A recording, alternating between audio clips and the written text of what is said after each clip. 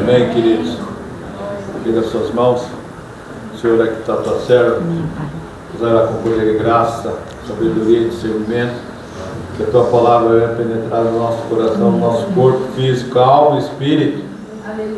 Tudo aquilo que nos pertence. Pai, seja uma palavra que mude nosso caráter, nosso ser, nosso interior. E que passamos a adotar os preceitos que o Senhor já determinou antes da fundação do mundo, em nome de Jesus. Amém. Glória a Deus. Glória a Deus, bom dia. Queridos, ontem eu acordei com o Senhor falando comigo uma palavra que está em Efésios 6, verso 10. Quanto ao mais, sede fortalecidos no Senhor e na força do seu poder. E eu falei, misericórdia, vou passar por luta.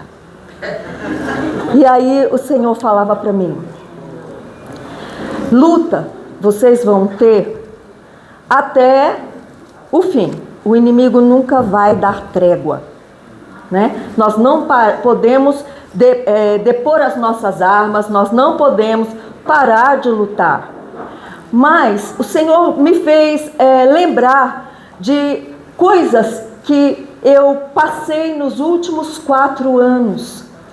E de quando Ele me fez entender que eu estava repetindo ciclos e que isso precisava ser quebrado na minha vida. E o Senhor falava comigo que nós estamos vivendo um tempo muito difícil, um tempo que exige de nós fé, constância, posicionamento, força e firmeza. Nós não podemos ficar distraídos com as situações, porque vai vir muita coisa para tirar de nós o foco daquilo que Deus tem para as nossas vidas. E Deus, Ele tem descanso para as nossas almas, mesmo debaixo de uma luta, mesmo debaixo de uma situação difícil. O Senhor tem descanso para a nossa alma. E nós sabemos que Deus, Ele trabalha, né, com ciclos e estações, e que há um tempo determinado para todo propósito se cumprir sobre as nossas vidas, se cumprir na terra.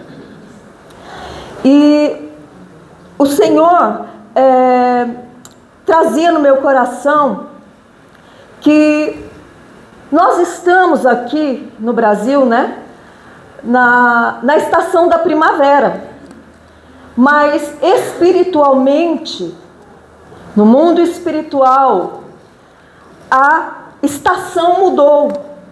Nós estamos espiritualmente na estação de outono. Isso aconteceu na quarta-feira.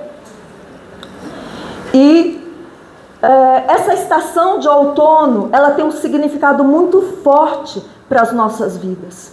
Lá em Joel, no capítulo 2, no verso 23, ele fala, ó povo de Sião, alegre-se e regozije-se no Senhor, no seu Deus, pois Ele lhe dá as chuvas de outono conforme a sua justiça. Quer dizer, a chuva de outono, ela está associada à colheita, à visão do fruto da vida.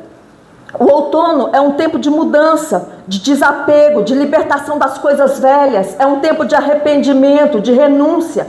É um tempo da gente olhar para dentro de nós e entender aquilo que está nos impedindo de sermos melhores, de sermos segundo a imagem do Senhor. Aquilo que está nos impedindo de viver o que Deus, a plenitude de Deus para nós, de olharmos para dentro de nós e entender, reconhecer aquilo que está nos impedindo de crescer espiritualmente.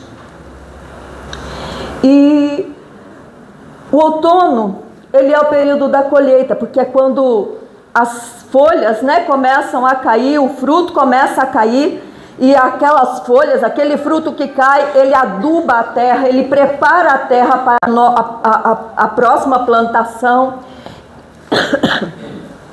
E também é o tempo para a renovação da árvore, né? Depois do outono, a árvore é renovada.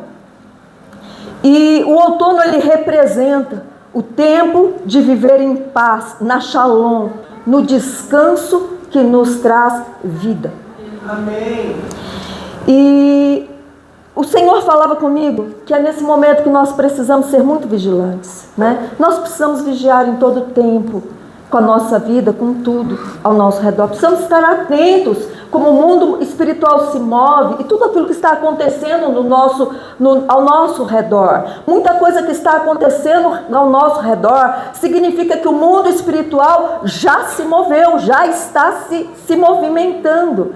Então nós precisamos estar atentos, buscar direção e estratégia de Deus, de como nós vamos lutar, como nós vamos agir dentro de todas as situações, dentro de todas as circunstâncias, pedir estratégia para Deus, de como nós devemos proceder, qual a nossa conduta dentro dos desafios que vêm.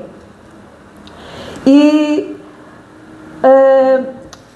o que o Senhor falava para mim é que nós precisamos exercitar a fé e permanecermos firmes diante de qualquer situação, porque nesse momento, nesse tempo que nós temos confronto que vem contra as nossas emoções, os nossos sentimentos, contra as nossas mentes, para fazer com que a gente oscile na fé, porque surgem muitos questionamentos no nosso coração nesse tempo.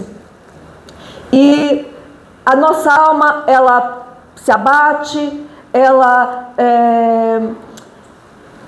se entristece, nós ficamos desanimados, podemos entrar em depressão, vem as frustrações, o sentimento de inadequação, ansiedade e uma série de emoções começam a aflorar dentro de nós, porque o final do ano está chegando e você começa a analisar a sua vida e você começa a olhar para a sua vida, para você, e você começa a ver que muita coisa não tem sentido, a vida não tem sentido, a minha vida não flui, nada dá certo, porque você está olhando a circunstância, está olhando ao seu redor, e você não está vendo o fruto daquilo que você plantou, não está vendo o fruto daquilo que você lutou para conquistar.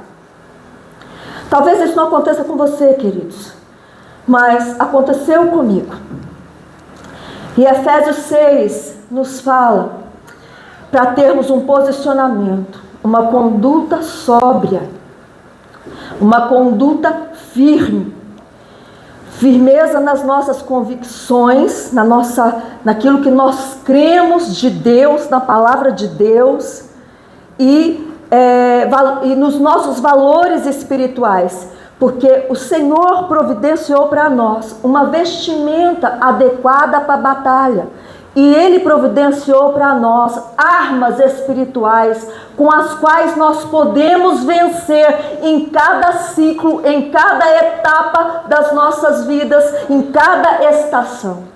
E a arma que o Senhor providenciou para as nossas vidas, para esse tempo, é o descanso em Deus.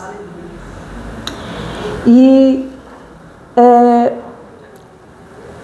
Mateus 11:28 fala: vinde a mim, todos os que estáis cansados e sobrecarregados, e eu vos aliviarei. Tomai sobre vós o meu jugo e aprendei de mim, porque sou manso e humilde de coração, e achareis descanso para a vossa alma, porque o meu jugo é suave e o meu fardo é leve. Quem aqui que não se sente cansado, exausto, levanta de manhã parecendo que fez faxina, parecendo que carregou, toneladas? Quantos aqui levanta de manhã já pesado? Mas o Senhor tem descanso. E o que o Senhor trazia no meu coração, me lembrando que eu vivi nos últimos, mais ou menos os últimos 4 anos, eu ficava oscilando. Uma hora eu estava bem espiritualmente, forte, firme, e outra hora eu estava lá embaixo, outra hora eu estava pensando que não valia a pena, que me sentindo frustrada com uma série de coisas, né? E houve momentos em que eu subi para pregar, queridos, me sentindo uma fraude. Eu falava para mim mesmo: Jesus, eu sou uma fraude. E porque eu achava que o meu ministério não estava fluindo, e as coisas na minha vida não estavam fluindo, não estavam caminhando de acordo com aquilo que eu gostaria, de acordo com aquilo que eu creio que Deus, né, tem para mim. E eu olhava para mim, eu não via as coisas fluir, e aí eu pensava, eu não terminei minha faculdade, meu casamento acabou, eu não tenho casa própria, eu não construí nada para deixar como herança para os meus filhos. E quantas vezes eu falei isso para a Beth: eu vou voltar a estudar, eu me sinto muito mal, porque eu não tenho isso, eu não fiz aquilo. E eu decidi, eu tinha tomado uma decisão, tinha falado com Deus no início desse ano, que eu vou sair da igreja Firme na Rocha e eu vou para um ministério grande, onde eu vou sentar no banco, ninguém me conhece, e eu vou me conformar, me contentar de tomar conta dos meus netos, né? Porque nada faz sentido, e para mim acabou tudo. Eu não quero mais, eu não quero viver da forma como eu estou vivendo. E tinha dias que eu me arrastava durante o dia. E aí o Senhor falou comigo sobre eu estar repetindo ciclos, sobre carregar ídolos no meu coração, e sobre caminhar sobre feridas do passado.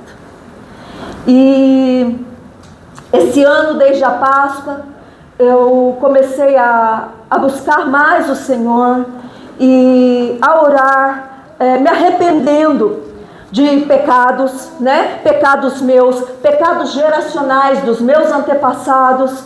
Eu comecei a orar, buscando conserto e me alinhando às coisas de Deus. E quando foi em julho, eu estava assim numa crise de ansiedade tão grande, gente. É sério isso. Que eu comia desenfreadamente, eu mastigava o dia inteiro.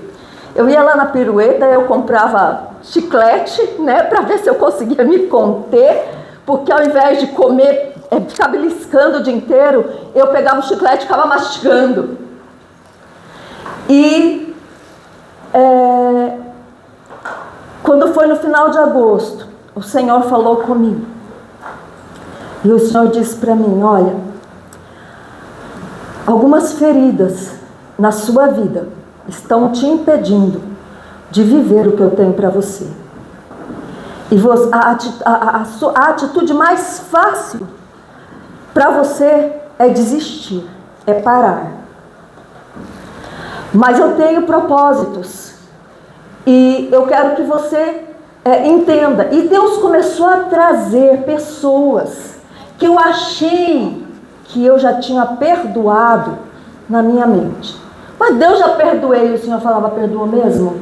E aí vinha na minha memória as injustiças, as situações de dor. E aí eu falava: Jesus, a minha memória não está curada. E o Senhor falava: não é só a sua memória, é também o seu coração. E aí o Senhor me direcionou nas minhas orações, liberando perdão para essas pessoas, e liberando perdão até mesmo para alguns ministérios que eu passei, e liberando perdão dentro de algumas situações, até para mim mesma, por atitudes erradas que eu tomei, por coisas que eu fiz ou falei que não deveria ter feito e falado. reações que eu tive. Querido, só para você ter noção, o Senhor falou para mim assim, teve um dia que o Senhor falou para mim assim, foi agora, no início de setembro, Deus falou para mim assim, tem outra coisa da qual você precisa se arrepender. Você precisa se arrepender da gula. E eu falei, oi? E aí eu fui orar, queridos. E só para você ter noção, naquele mesmo dia que eu tinha orado por mim, nessa área, pedindo ao Senhor perdão pela ansiedade, por estar comendo sem parar, uma irmã me ligou lá de Goiás, pedindo oração, e ela falou para mim, eu tive um sonho, e o Senhor me mostrava, eu e a minha filha muito gordas, e eu quero fazer uma oração em relação a isso. E aí nós oramos, e eu tive uma testificação do Senhor, porque muitas vezes você olha, né, para a pessoa, ela é magrinha e tudo, e ela come desenfreadamente por ansiedade. Você pode olhar para uma pessoa que é mais fortinha e ela às vezes não come nada, né? Às vezes é um problema endócrino, não come nada. Mas às vezes, queridos, e nós não estamos, o Senhor falava para mim, você não está percebendo, né, aonde você está errando aquilo que você está fazendo e que está prejudicando o seu organismo, porque nós somos mordomos do nosso corpo, nós temos que cuidar. E ao mesmo tempo, a ansiedade, a preocupação que vem nas nossas mentes com tantas coisas que nós vivenciamos e que nós priorizamos, elas roubam de nós o nosso tempo com Deus, a nossa comunhão com Deus, né? Você está ali orando, mas de repente a sua cabeça volta para todos os problemas que você está vivenciando. De repente a sua cabeça vagueia por situações que você tem que resolver, e aí você já se levanta, nem termina a oração, e você faz uma coisa, faz outra, belisca aqui, belisca ali, né? E não está tendo a consciência do quanto aquilo está prejudicando a sua vida espiritual. E a passagem, tem uma passagem em Levíticos 23,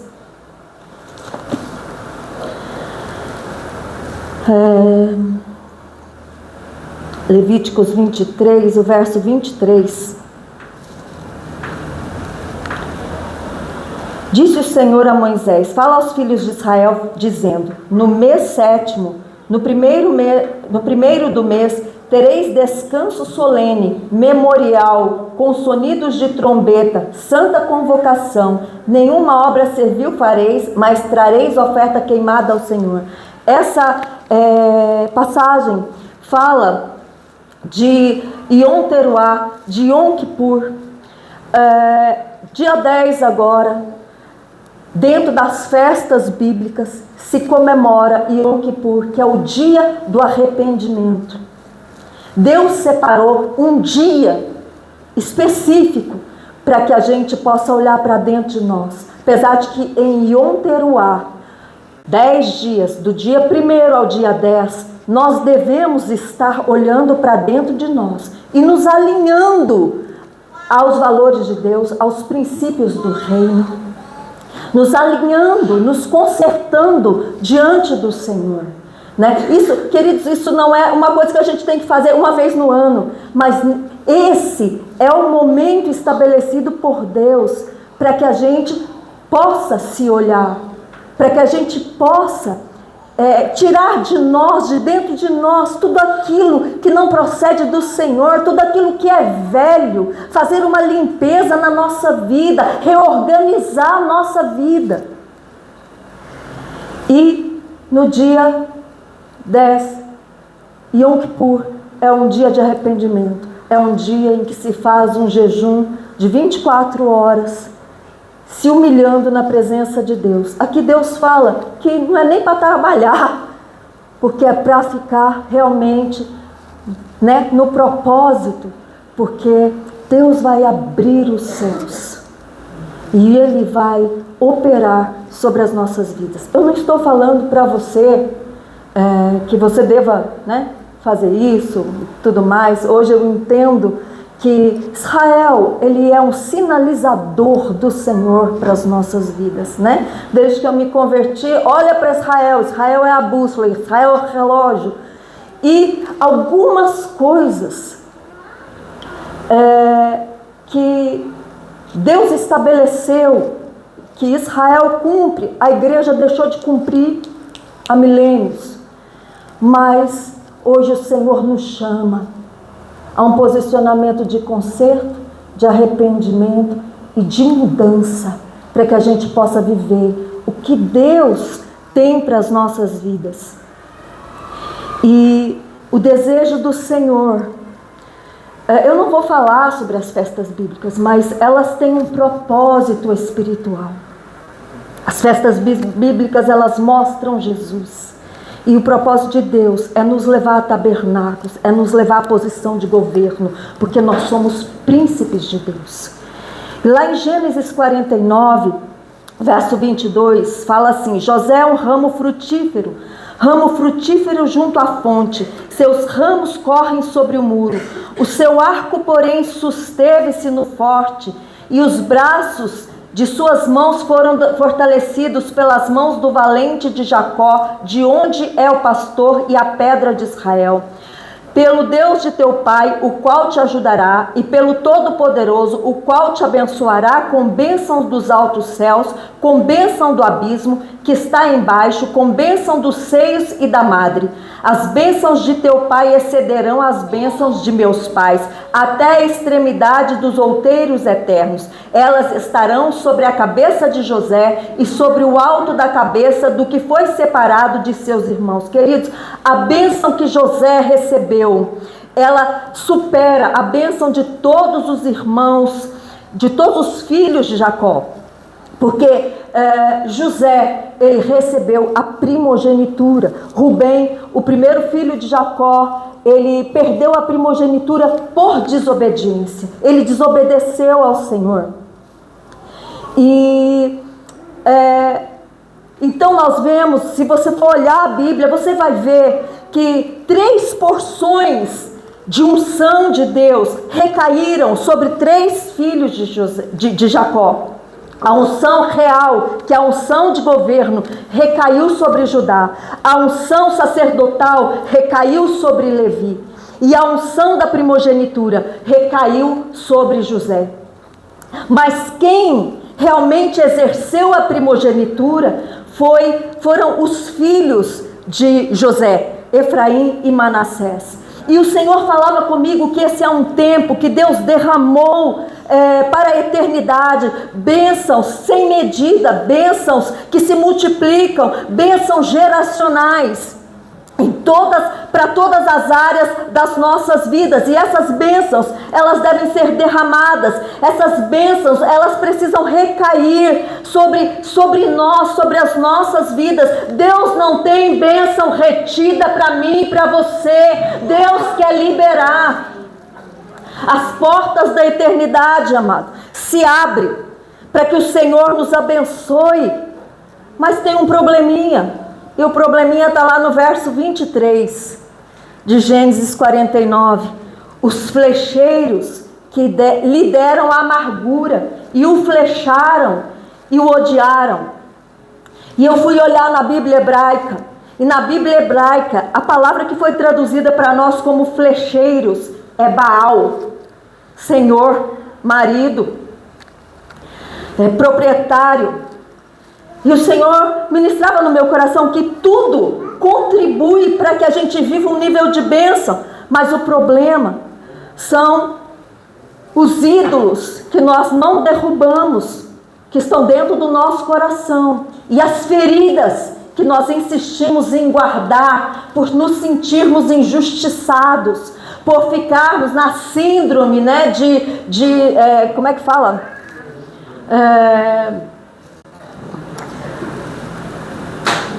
lambendo as feridas, aquela coisa, coitadinha de mim, né? Síndrome de vítima. E Deus quer que a gente repare essa situação que nos leva à amargura.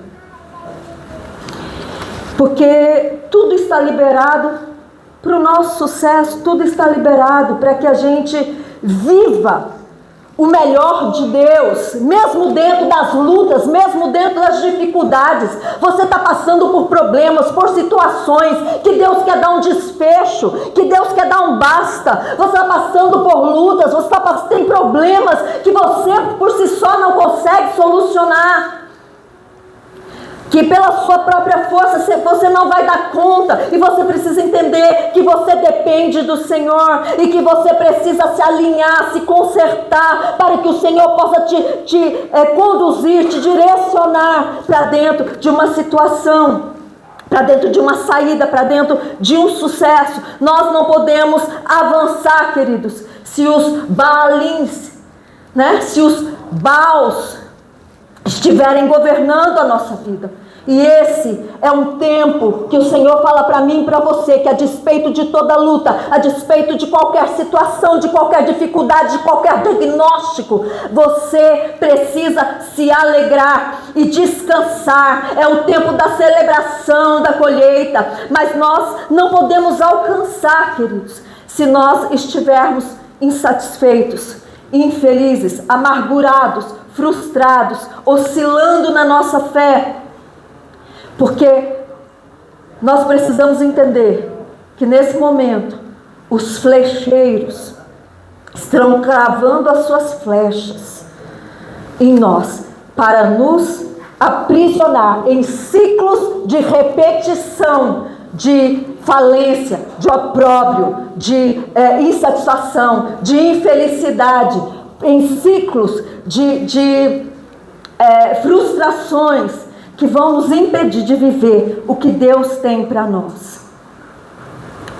E lá no Salmo 116, no verso 3, ele fala: os cordéis da morte me cercaram, e angústias do inferno se apoderaram de mim. Encontrei aperto e tristeza.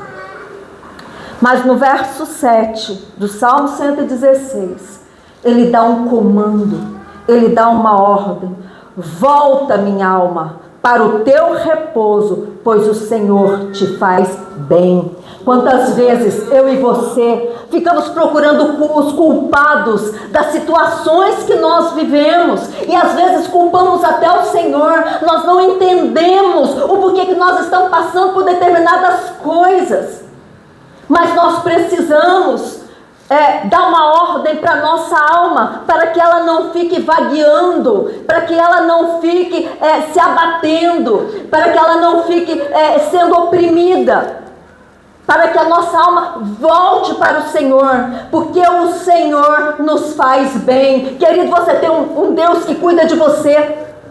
Você tem um Deus que te entende, você tem um Deus que vê todas as lutas que você tem passado, e Ele também vê todas as alegrias que Ele tem para o seu futuro, para o seu presente, sabe? E a despeito daquilo que você possa estar passando agora, se alegre no Senhor, se alegre no Senhor, se regozije no Senhor, fala palavras de amor ao Senhor e declara a sua vitória, declara que a palavra de Deus sobre a sua vida. Não pare de profetizar a promessa do Senhor sobre você. Aleluia. Glória a Deus. Aleluia. Queridos, e apesar de José, né, ter recebido a unção, quem exerceu a primogenitura foi seus filhos. Manassés, que foi o primeiro filho que ele teve no Egito. E Manassés significa Deus me fez esquecer. Manassés foi a cura, o tempo de sossego. Manassés significa sossego. E Efraim, que é o filho caçula, significa prosperidade, frutificação, aquele que se multiplica. E o que Deus me fez entender é que quando nós somos curados, nós prosperamos. E a prosperidade do Senhor, querido, ela é em todas as áreas da nossa vida. E aí nós vemos se você for olhar, você vai ver que quando Jacó, ele vai liberar a bênção sobre José, José traz os 2 filhos diante de Jacó, e Jacó cruza as mãos, determinando a bênção sobre a vida de Efraim, que era o mais novo. E José tenta tirar a mão de Jacó, e Jacó, ele está declarando, uma declaração de que José prosperou, e depois ele foi curado. E eu vou falar mais para frente a respeito disso. Eu quero falar para você, que você entenda, que você entrou num tempo espiritual de paz, de alegria, de descanso. Mas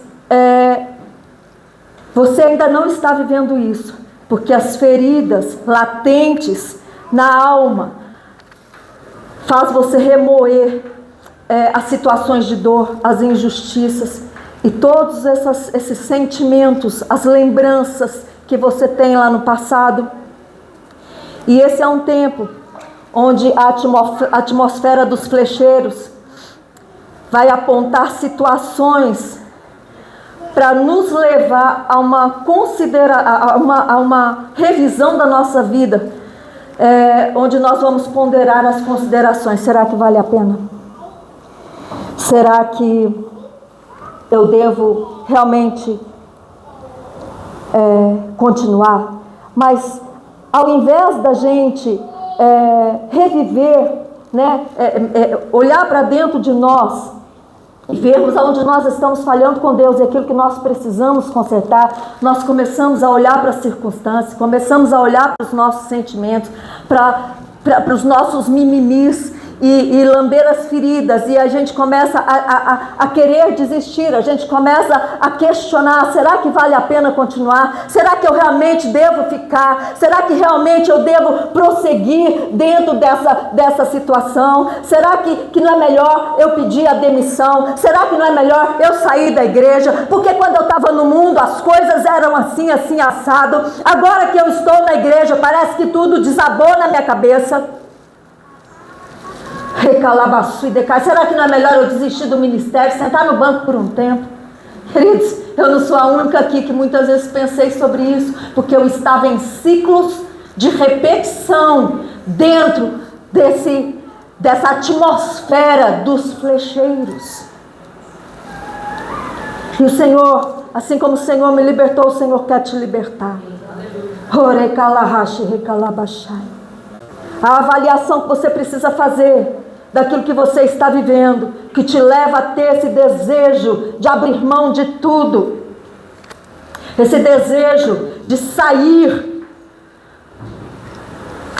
você precisa confessar ao Senhor, pedir a direção, a orientação ao Senhor e prosseguir. E as pessoas começam a rever a vida porque elas estão debaixo de feridas, principalmente da casa paternal. José, ele liberou a casa paternal, ele liberou o tempo de aflição, ele não quis mais carregar as feridas, e foi depois disso que ele entrou em prosperidade. E por isso nós vemos Jacó cruzar as mãos. Primeiro ele prosperou e depois ele foi curado. E nós precisamos com urgência nos livrar das feridas, dos ídolos, para entrar no descanso e prosperar. Porque esse é um tempo de romper, de colher e de viver na sua vida. A despeito de você não estar vendo nada, esse é o tempo determinado pelo Senhor. E nos próximos 3 meses, queridos, dessa estação, esses flecheiros, eles vão estar mirando em nós as injustiças, a sepultura e a falsa paternidade. Eles vão estar mirando em nós tudo aquilo que nós vivemos de dor, de injustiça no passado. Há poucos dias atrás, eles vão estar mirando em nós, né? a sepultura, porque nós vamos começar a falar, a murmurar, a reclamar, a cobrar, a procurar os culpados. Isso tudo nos leva, sepulta os nossos sonhos, sepulta os projetos de Deus para as nossas vidas. Quantas coisas na minha vida durante esse ano eu vi que foram sepultadas, queridos, e se eu não tivesse tomado um posicionamento diante do Senhor e entrado realmente numa batalha, arrependendo-me, consertando e me posicionando no mundo espiritual contra esses flecheiros, eu realmente iria, no final desse ano, tomar uma atitude que iria trazer consequências para a minha vida, para a vida dos meus, porque eu estava a ponto de desistir até do ministério. E o calendário, né, tem uma coisa muito interessante, porque não existe coincidência no mundo espiritual, queridos. Se você vê aqui o calendário em Gênesis, ele começa no 7º mês, ele começa em Tisrei, que é o mês bíblico que nós estamos. Mas o calendário em Êxodo, ele começa em Nissan, em Adar, que é abril, né? Que é o calendário que o Senhor estabeleceu lá em Êxodo, que o primeiro mês do ano bíblico é em abril, março, abril.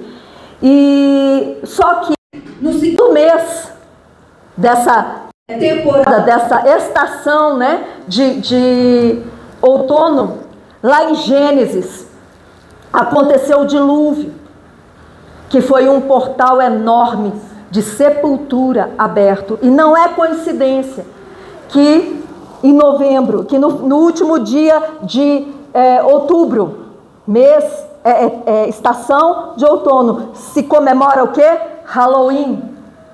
Primeiro e segundo dia de novembro se comemora o quê? Dia de Todos os Santos e Dia dos Mortos. Isso tem um significado espiritual, queridos, que nesse tempo o diabo está trabalhando para sepultar áreas das nossas vidas, para que a gente não viva os projetos e a plenitude do que Deus tem para nós. E existe, né, nesse tempo, essa dimensão, mas o Senhor, a estratégia de Deus para nós, nesse tempo, é entrar no descanso do Senhor. E o descanso do Senhor, ele não é só uma coisa física, emocional ou psicológica. O descanso do Senhor é um ambiente que está aberto para mim e para você. Apesar da luta, apesar dos problemas, apesar de todas as suas misérias, Deus tem um lugar de descanso para nós, um ambiente de paz. O mundo pode estar caindo ao seu redor, mas dentro do seu coração você tem paz. E a gente vê em Gênesis, depois você dá uma lida, que José teve algumas atitudes, né, quando ele se depara com seus irmãos, que parecem atitudes de vingança. Ele judia dos irmãos, acusando de roubo. Ele declara que o saco que tivesse, a taça, né, de prata dele, aquela pessoa que era dona daquele saco iria ficar como seu escravo. E esse saco onde estava a taça propositadamente colocada, era o saco de Benjamim, o irmão mais novo de José. E quando ele exige que Benjamim, o filho mais novo, fique no Egito, Judá se levanta, governo se levanta, Benjamim, paternidade, Judá, governo, se levanta e fala que a perda de um filho amado trouxe muita dor e amargura para o pai, e que se ele perdesse outro filho, o pai morreria. Então, nesse momento, José se quebranta, e ele ouviu que o pai chorou por ele, o pai se importava com ele, e que o pai, durante anos, não se conformou com a morte dele, com o desaparecimento dele. E a Bíblia não fala isso, queridos. Eu estou conjecturando. Mas o que se passava na cabeça de José? Porque quando os irmãos o jogaram no poço, depois o tiraram, venderam ele para os midianitas, ele foi embora. E ele não soube o que os irmãos, ele não sabia o que os irmãos tinham falado para o pai. Ele não sabia que os irmãos tinham falado para o pai que um animal tinha vindo contra ele e tinha matado ele. Então, o que se passou durante todo esse tempo na cabeça de José? Meu pai não se importa comigo, meu pai não olha para mim, meu pai não veio atrás de mim, meu pai nunca me procurou. Então não vale a pena eu também querer voltar lá, não vale a pena também eu querer ir atrás, porque os meus próprios irmãos me venderam, os meus próprios irmãos tinham a intenção de me matar. Para que eu vou voltar lá? Eu estou construindo a minha vida aqui no Egito, eu vou ficar aqui no Egito, e para mim tudo bem, eu perdoo a minha família, eu perdoo o meu pai por ele ter me vindo me procurar, eu perdoo os meus irmãos pelo que eles fizeram para mim, e eu recebo a cura de Deus, eu vou viver a prosperidade, eu vou governar, aqui eu sou abaixo, acima de mim só tem Faraó. E quantos de nós também temos dentro do nosso coração questionamentos de situações com a nossa família, que a gente questiona, que a gente pergunta. E José carregava dentro do seu coração uma grande amargura ainda, por mais que ele pensasse que ele já tinha perdoado, ele ainda tinha uma dureza e uma resistência no coração. Mas também havia um propósito de José, quando ele fez tudo isso com os irmãos. Ele queria ver se os irmãos haviam mudado, assim como ele amadureceu, cresceu. Ele queria ver se os irmãos também tinham mudado a mentalidade. Xarabacai, anagasui, decanto, recalabachai. E quanta coisa eu e você passamos, aonde o Senhor quer ver se nós amadurecemos, aonde o Senhor quer ver como nós vamos reagir, como nós vamos nos mover. E às vezes a gente torna a fazer da mesma forma infantil, da mesma forma cheia de mimimi, e resistimos ao trabalhar de Deus para o nosso crescimento. E nós precisamos parar de carregar ídolos, de carregar pessoas dentro do nosso coração feridas. Nós precisamos tirar da nossa alma o estado de tortura, amargura, o desejo de vingança e todo tipo de sentimento negativo, porque só assim nós vamos entrar no descanso, nós vamos entrar no sossego, para nós podermos prosperar. E na guerra nós somos feridos, nós podemos sofrer mutilação, mas Tiago 1, verso 28 fala que nós devemos nos alegrar e nos animar quando nós passamos por tribulação, quando nós passamos por provações, por privações, para que a nossa alma não fique dividida, para que a nossa alma não fique com um ânimo dobre, uma hora lá em cima, outra hora lá embaixo.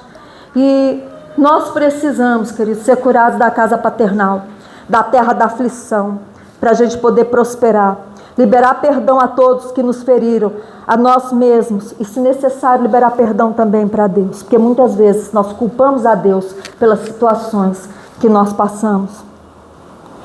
E uma coisa assim que eu percebi, que nesse ano, depois que eu comecei a orar, me arrependendo, confessando muitas coisas, me alinhando ao Senhor, e principalmente nesse último mês, eu vi uma chave sendo virada no meu ministério e uma chave sendo virada na minha vida financeira. Da onde Deus abrindo porta, Deus movendo coisas na minha vida financeira, da onde eu jamais esperava. Então eu entendi que o Senhor quer que nós sejamos curados, para que nós possamos prosperar. E a primeira área, o primeiro lugar aonde nós precisamos trabalhar é a casa paternal. Narrasui decanto camai andaiassé. Horecalahash. Tempo de cura, queridos, é o alinhamento da nossa vida ao estado de paternidade transformada, aonde nós carregamos a glória do Abba e não os ídolos, e nós vivemos em vitória e vivemos também em descanso. Fala para o seu irmão, quem eu carrego determina o que eu frutifico. E o que é que você está frutificando? Ira, mágoa, ressentimento, amargura, infelicidade, insatisfação. E esse é o tempo de iniciar outra postura, não como vítima, mas como filho de Deus, filho que tem pai e que tem uma herança. A Bíblia diz para mim e para você que nós temos herança, somos herdeiros com Cristo, co-herdeiro de todas as bênçãos de Deus na nossa vida. Tem outra coincidência, algo muito lindo que Deus me fez perceber. No deserto, o tabernáculo ficava posicionado no meio e as 12 tribos ao redor, mas elas não ficavam posicionadas de qualquer forma. A maneira como elas ficavam posicionadas, quem olhasse de cima via uma cruz no chão. E é muito interessante porque quando o sol nascia, ele batia na porta de Judá, que é governo. E quando ele declinava na porta de Efraim, que é descanso. Então eu quero dizer para você que Deus tem governo para a sua vida em todas as áreas, e Ele tem descanso para você em todas as áreas também.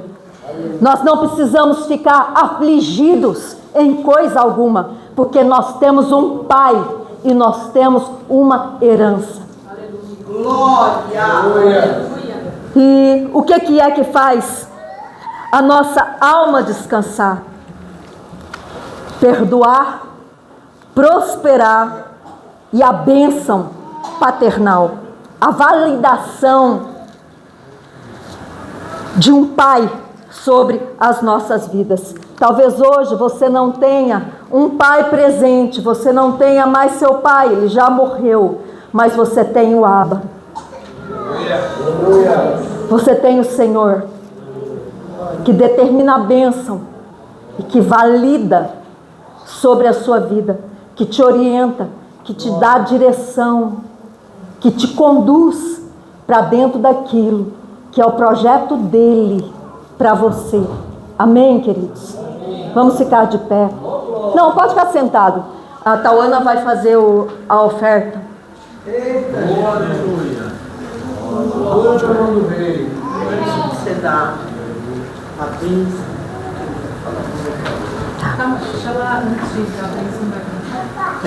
Irmãos, essa pregação ela é muito alinhada com Deus.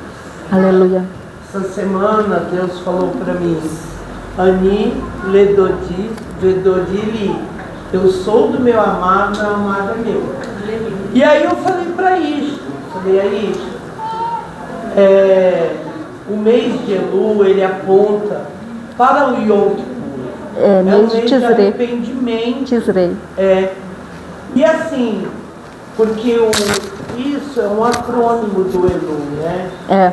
E essa semana eu reuni minha família e eu fiz uma oração de arrependimento, assim, diante das cortes, né? E aí eu falei para você, prega, porque eu quero pregar na semana que vem, porque o Senhor falou para mim: olha, chama os 5 ministérios, faz uma oferta de remissão sua, minha, sabe? Não é com dinheiro da igreja, nada disso. É uma oferta, Eu entendo. assim, para os 5 ministérios, porque você precisa fazer uma oração diante da corte celestial, sabe? Nós precisamos fazer, nós.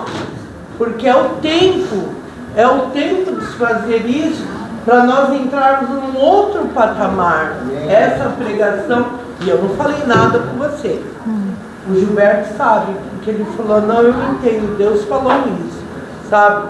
Então assim, aí por isso que eu mudei a Santa Ceia, não por causa, hoje é dia de votar, né? Claro.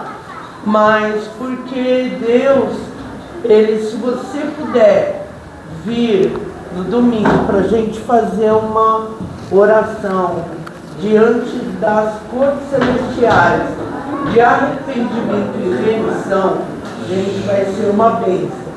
Porque não tinha nada disso, sabe? Deus falou, o Yom Kippur está indo, mas não é, porque é o tempo do Senhor receber isso da nossa parte, amém? É muito de Deus. Deus tem um tempo certo, um tempo determinado para que tudo aconteça. E esse é esse tempo de arrependimento. Tauana,